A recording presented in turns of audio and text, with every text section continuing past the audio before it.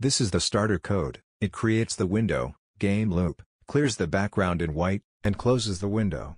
It just creates a white blank window. Raylib can load PNG files, so if you Google an image and the extension is something else, you can open Paint and save as a PNG.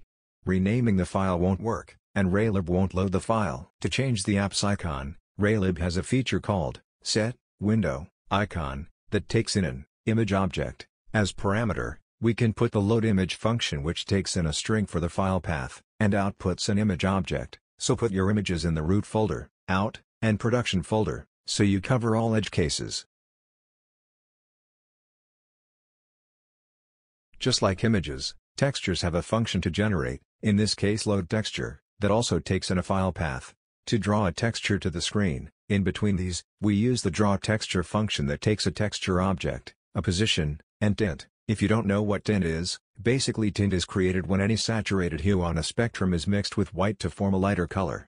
This is the picture of a rat with white tint, so the values of each color pixel will stay the same. In the second, rat is tinted in red, so white pixels turn to red, and black pixels stay black. The draw texture function is a real-time one, so we can make the textures flicker randomly. So, we should create 4 color objects, and give the property of each a random value each frame. Now sometimes they disappear, or turn into ghosts. We can set the alpha to be 255, so that our rats render with no transparency, and we can limit the FPS, so we can see clearer what is happening.